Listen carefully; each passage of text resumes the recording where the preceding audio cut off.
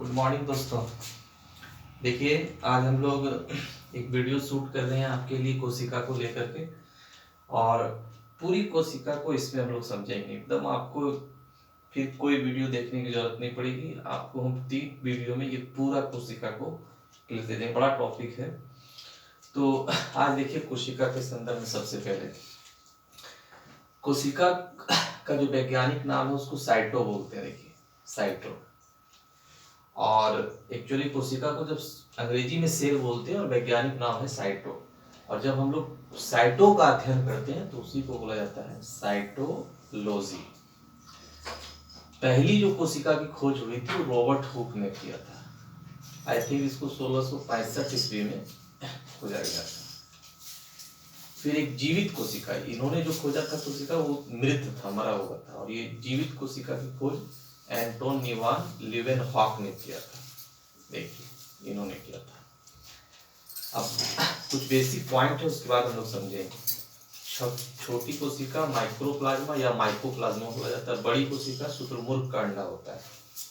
कोशिका की आकृति अंडे की जैसा होता है। अंडे के नीचे जो पीला हिस्सा होता है वो एक्चुअली केंद्रक का काम करता है। तो देखिए, यहाँ पे हम एक कोशिका बना दिए। इधर कुछ देख लेते हैं और पॉइंट से। मानव में छोटा जो होता है कोशिका, उसका शुक्राणु है। सबसे छोटी कोशिका मानव में शुक्राणु। और मानव में जो सबसे बड़ा है वो आपका हो गया अंडाणु। और मानव में जो लंबा है वो न्यूरॉन है। ये न्यूरॉन कोशिका का विभाजन नहीं होता, ये ब्रेन में होता है। इसकी टूटता नहीं। इसलिए जैसे जो कोशिका टूट जाती है, 2 भाग बढ़ जाती है, तो वो फिर नई कोशिका बन जाती है। लेकिन ये कोशिका आपका टूटता नहीं है। तो ब्रेन में आप देखते होंगे कि यदि चोट लग जाता है तो वो रिकवर होना बहुत मुश्किल हो जाता है, क्योंकि जो न्यूरॉन ऐसी कोशिका है जो टूटती नहीं है, ये विभाजन रहित होती है। विभाजन रहित न्यूरॉन होता है, ब्रेन में होता है। और तेज विभाजन, जो लीवर की कोशिका होती है, बहुत तेजी से टूटती है। यानी एक कोशिका टूट करके 2 कोशिका और नई कोशिका बनती है। तो यदि डैमेज होता है तो रिकवर हो जाता है। यहाँ पे देखिए कि ईंट से दीवार, दीवार से कमरा, घर, उसी प्रकार से कोशिका से उत्तक, उत्तक से अंग और अंग से शरीर बनता है। यहाँ थोड़ा सा हम इसको समझ लेते हैं। इसको समझ लीजिए। और इसको हम लोग पूरा इसको एम आने के अब शॉर्ट में लिख दिए। एम माइटोकॉन्ड्रिया, जिसको ऊर्जा घर आप बोलते हैं। जी गोल्जी घर या गोल्जी बॉडी भी बोलते हैं आप लोग। तो ये आपका हो गया परिवहन का काम करता है, यानी कि ऊर्जा को इधर उधर करता है। सिंपली आप समझिए, ये आपके पाँव में कोशिका में माइटोकॉन्ड्रिया ऊर्जा का घर कहलाता है, ऊर्जा बनती है। तो कोशिका पूरा बॉडी में है, तो नीचे जो कोशिका पाँव में है वहां पे जो ऊर्जा बन रही है, और अभी हम बोल रहे हैं तो हम बोल रहे हैं तो अभी ऊर्जा की जरूरत हमारे मुंह को है। लेकिन जो पाँव की कोशिका है उसकी जो माइटोकॉन्ड्रिया है वो जो ऊर्जा बना रही है, तो वहाँ बेस्ट हो जाएगा। तो उसको हम ऊपर लाने का काम कौन करता है? Golgi body. वहां वाला ऊर्जा ला करके यहाँ दे रहा है। ठीक है, तो ये परिवहन का काम करता है गॉल्जी बॉडी। वोकल्स, इसको रसदानी हिंदी में बोलते हैं, है ना। ये पानी, इसमें पानी स्टोर करता है। सेंट्रोसोम, सेंट्रोसोम है, उसका भी वर्क हम लोग पढ़ेंगे।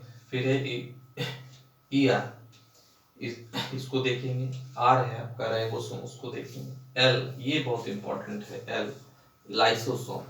इसको आत्महत्या की थैली बोला जाता है। आत्महत्या की थैली, ठीक है। तो इसको बोला जाता है। इसमें जल अपघटक पाए जाते हैं, जो मतलब जैसे माइटोकॉन्ड्रिया ही मर गया तो इसको यहाँ पे खत्म करना है, तो ये छिड़ा करके उसको नष्ट कर देता है। ठीक है, मान लो कुछ डैमेज होगा तो उसको हटा देता है। मेनली समझना है हमको कि कोशिका के अंदर होता है केंद्रक, और केंद्रक को जब जूम करके आप देखिएगा, केंद्रक को जब जूम कीजिएगा तो केंद्रक के अंदर आपको मिलेगा गुणसूत्र। और जब गुणसूत्र को आप पकड़ करके उसका टांगवा खींचिएगा ना, तो आपको मिलेगा डीएनए। ठीक है, और डीएनए को जब आप पकड़ के खींचिएगा तो उसके अंदर भी आपको कुछ कुछ आकृति दिखेगा। वो आकृति जीन होता है, जिसको हम लोग बोलते हैं एक पीढ़ी से दूसरी पीढ़ी में जीन जाता है, गुण माता पिता से, है ना। तो वो कैसे ट्रांसफर करता है वो भी हम आपको समझाएंगे। जैसे समझिए, यहाँ पे हम क्या लिखे, मानव में सबसे छोटा होता है जो कोशिका, वो होता है शुक्राणु। शुक्राणु, ठीक है। तो शुक्राणु के अंदर क्या है, ये मान लेते हैं कि ये कोशिका हो गया, है ना। शुक्राणु क्या है? छोटी कोशिका है मनुष्य में। उसके अंदर न्यूक्लियस है, न्यूक्लियस के अंदर क्या है, न्यूक्लियस के अंदर आपका ये गुणसूत्र है ना, गुणसूत्र। अब गुणसूत्र के इस पांव को जब आप पकड़ के खींचिएगा तो क्या मिलेगा आपको, डीएनए। और इसको जब आप और खींचिएगा तो आपको इस तरह की आकृति, इस तरह की आकृति मिलेगी। तो ये सब जो इसके अंदर भी आपको कुछ ना कुछ मिलेगा, तो वो क्या है, जीन है।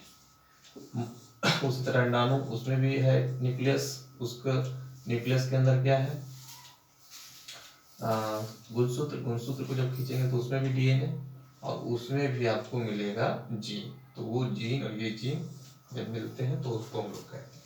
तो वो सब हम लोग देखेंगे, लेकिन फिलहाल अभी हम आपको बेसिक चीज दिए, आगे आपको हम बताएंगे कि कैसे कैसे ये वर्क करता है, इसमें माइटोकॉन्ड्रिया क्या है, गोल्गी क्या है, ये सब सारा पॉइंट हम लोग एक एक करके पढ़ेंगे। ठीक है, एक बार आप इसका स्क्रीनशॉट ले लेंगे।